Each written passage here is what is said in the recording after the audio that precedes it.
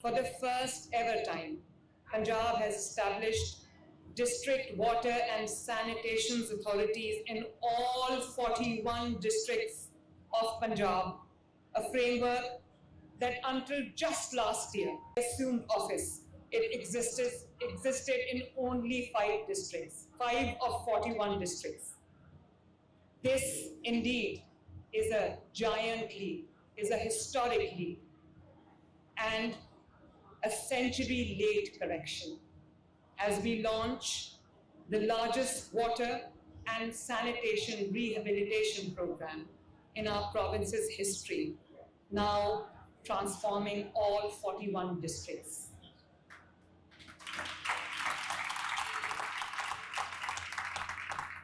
And alongside this, ladies and gentlemen, only this year, we are building 2,500 model villages, each with complete end-to-end clean drinking water, sanitation networks, ensuring that clean water and dignified sanitation, once seen as privilege, becomes the birthright of every citizen of Punjab. But beyond the numbers lies a truth. This is not just a story of sanitation. It is a story of sovereignty. A story of a developing province that decided not to wait for the world to rescue, but to rebuild itself. The Suthra Punjab revolution is a proof that climate leadership can rise from the global south.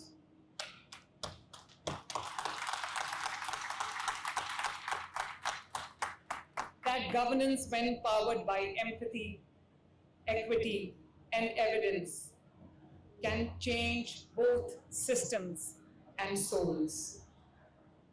We are not just cleaning our streets, we are carving and clearing a path for our future generations, for our children, ladies and gentlemen. We are not just managing waste, we are managing hope. And as we stand here at COP30, I say this with conviction, Punjab's journey is not an end, it is just the beginning.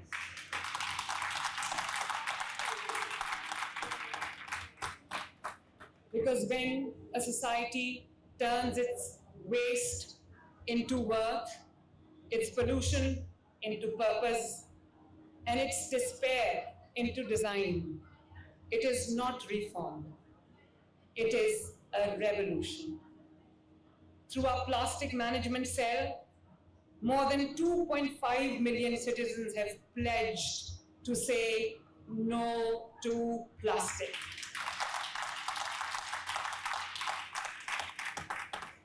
And ladies and gentlemen, with my education minister, a very vibrant, hardworking, dynamic education minister, sitting here, for the first ever time, Punjab has launched the Waste Wise school certification programs, turning classrooms into living laboratories of sustainability.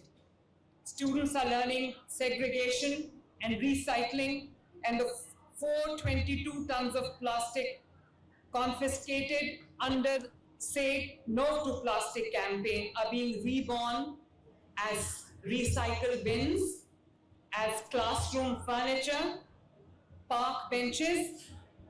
Ladies and gentlemen, it is indeed a true transformation from waste to wealth.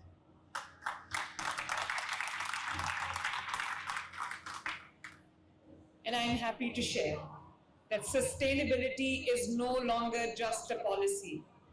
It has become a social language. Our industries, once symbol of smoke, are now partners in progress. Today, 85% of Punjab's industries, open with modern emission control technology and green financing, has helped them transition to cleaner fuels and energy efficient systems. Under the Chief Minister's climate financing vision, 1% of every project, 1% of every project, and we are doing hundreds, by the way, is now reserved for climate resilience, ensuring that every bridge, every school, and every road that we build carry a green conscience.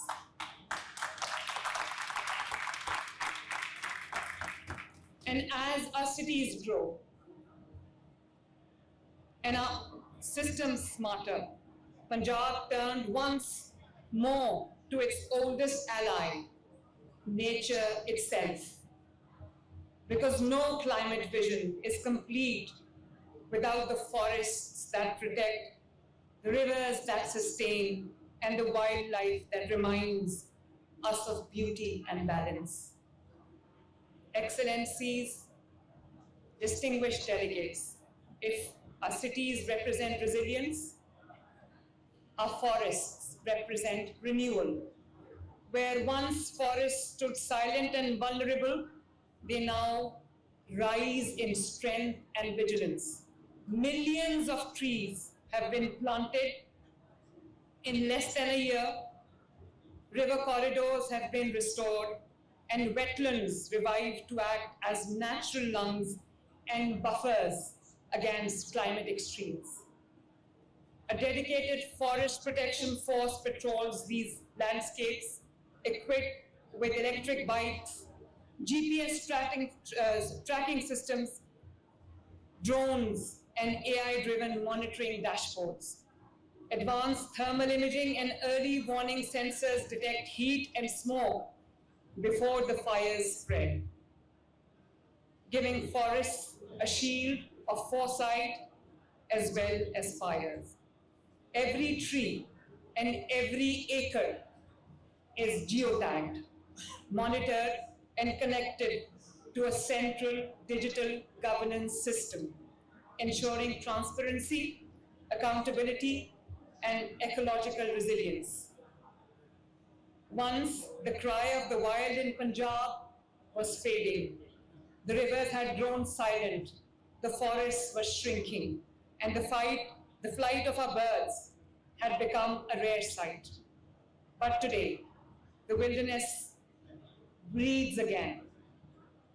Under the Punjab Wildlife and Biodiversity Revival Programs, we have launched the most ambitious rescue, rehabilitation, and conservation movement in Pakistan's history, a renaissance of compassion and coexistence. Since March 2024, Punjab has led a province-wide operation that has rescued over 35,000 rare birds.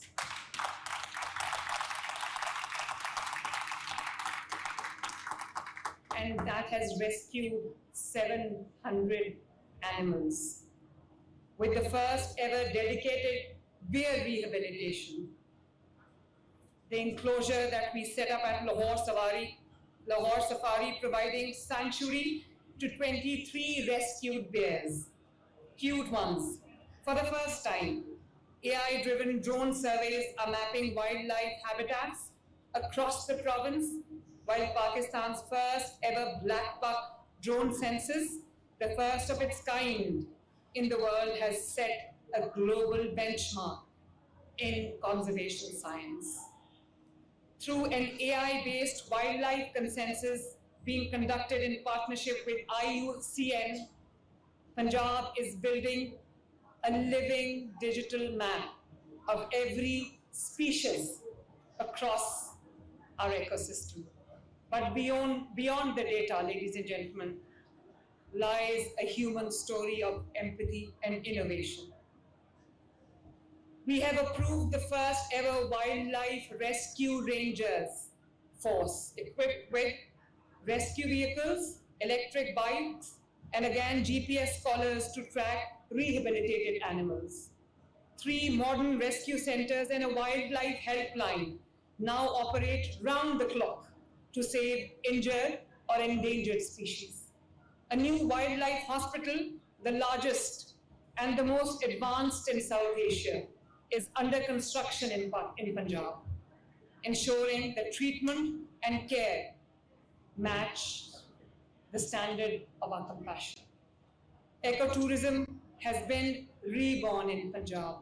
Projects worth over 8.7 billion are transforming natural sites into model nature destinations, while new zoological and biodiversity parks are redefining how people experience nature responsibly. Punjab has also strengthened justice for wildlife. The Punjab Wildlife Act and Protected Areas Act now includes special courts, whistleblower protections, and penalties up to 7 years imprisonment, and 5 million rupees in fines for cruelty or illegal trade. Something I'm really very, very proud of. A new wildlife force of around 600 officers, 25% of which are women, now enforces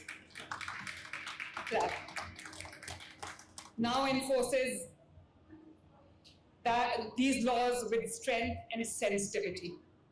This is more than conservation, certainly. It is resurrection. The forests are no longer silent. The lakes are no longer still. The heartbeat of the wild has returned to Punjab. Because in every rescued deer, in every rescued animal, every soaring black buck, and every child walking through a safari with wonder in their eyes, we see not just wildlife restored, but humanity renewed. True resilience begins with governance and ends with justice.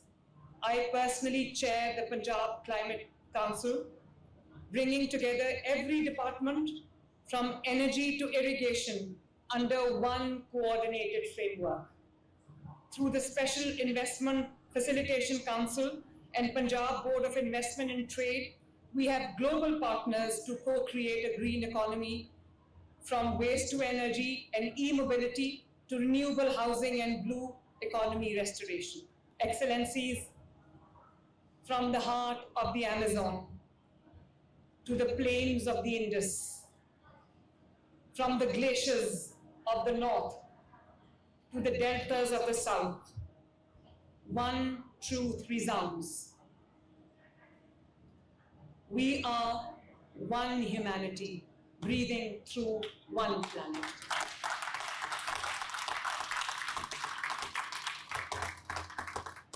Our world may be divided by geography, but it is united by breath.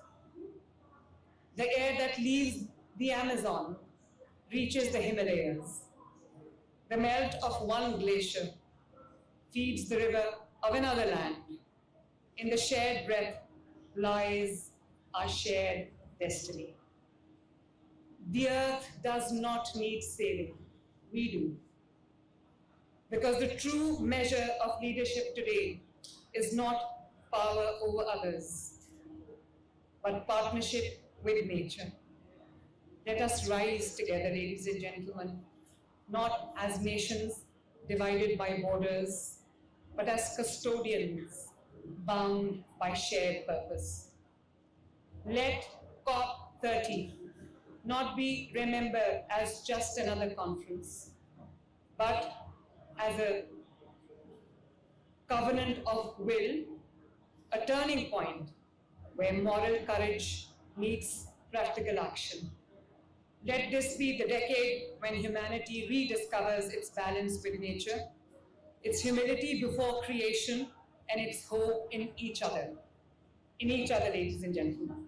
From the forests of the Amazon, where we stand here today, to the fields of Punjab that you saw on the screen, let's build an alliance of green hearts, a coalition of compassion that transcends geography and politics. Let every Let every ton of waste turn to energy, every girl train in climate innovation, or every child for that matter train in climate innovation, and every tree planted in a forgotten village become part of one shared legacy, a planet renewed by justice and humanity. Because in the end, the planet will endure, but our compassion will redefine what we do. Let us move from recognition to reconstruction, from pledges to partnerships, from despair to determination, from Belém to Punjab, from river to rainforest.